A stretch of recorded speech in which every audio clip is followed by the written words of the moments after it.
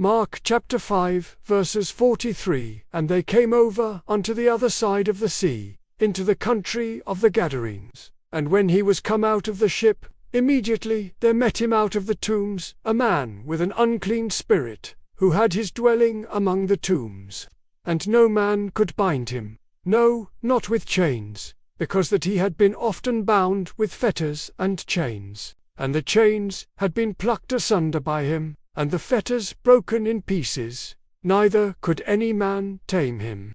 And always, night and day, he was in the mountains, and in the tombs, crying, and cutting himself with stones.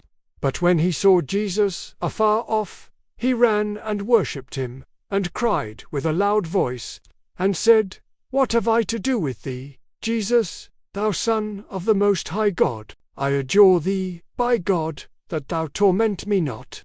For he said unto him, Come out of the man, thou unclean spirit. And he asked him, What is thy name?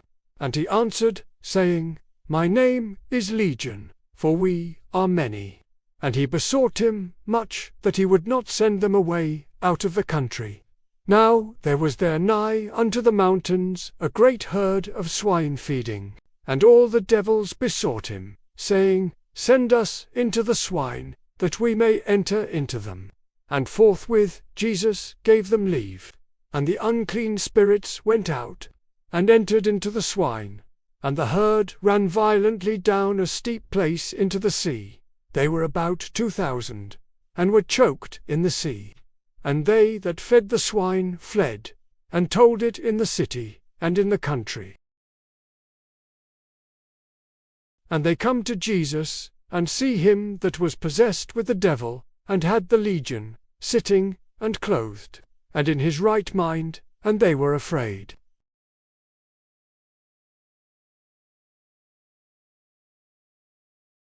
And when he was come into the ship, he that had been possessed with the devil prayed him that he might be with him. Howbeit Jesus suffered him not, but saith unto him, Go home to thy friends, and tell them how great things the Lord hath done for thee, and hath had compassion on thee. And he departed, and began to publish in Decapolis how great things Jesus had done for him, and all men did marvel. And when Jesus was passed over again by ship unto the other side, much people gathered unto him, and he was nigh unto the sea. And, behold, there cometh one of the rulers of the synagogue, Jairus by name. And when he saw him, he fell at his feet, and besought him greatly, saying, My little daughter lieth at the point of death. I pray thee, come, and lay thy hands on her, that she may be healed, and she shall live. And Jesus went with him. And much people followed him, and thronged him. And a certain woman, which had an issue of blood 12 years, and had suffered many things of many physicians, and had spent all that she had, and was nothing bettered, but rather grew worse, when she had heard of Jesus, came in the press behind, and touched his garment. For she said, If I may touch but his clothes, I shall be whole. And straightway the fountain of her blood was dried up, and she felt in her body that she was healed of that plague. And Jesus, immediately knowing in himself that virtue had gone out of him, turned him about in the press, and said, Who touched my clothes? And his disciples said unto him, Thou seest the multitude thronging thee, and sayest thou, Who touched me? And he looked round about to see her that had done this thing. But the woman, fearing and trembling, knowing what was done in her, came and fell down before him, and told him all the truth. And he said unto her, Daughter, thy faith hath made thee whole. Go in peace, and be whole of thy plague. While he yet spake, there came from the ruler of the synagogue's house certain which said, Thy daughter is dead. Why troublest thou the master any further? As soon as Jesus heard the word that was spoken, he saith unto the ruler of the synagogue, Be not afraid, only believe.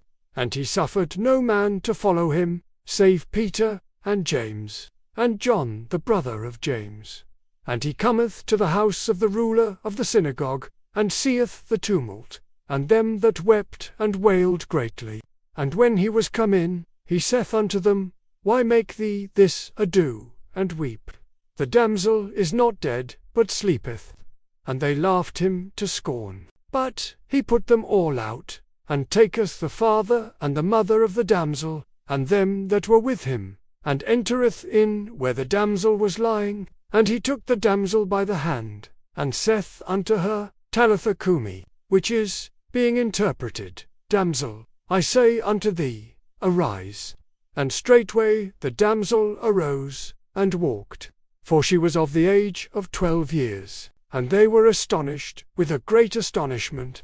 And he charged them straitly that no man should know it, and commanded that something should be given her to eat.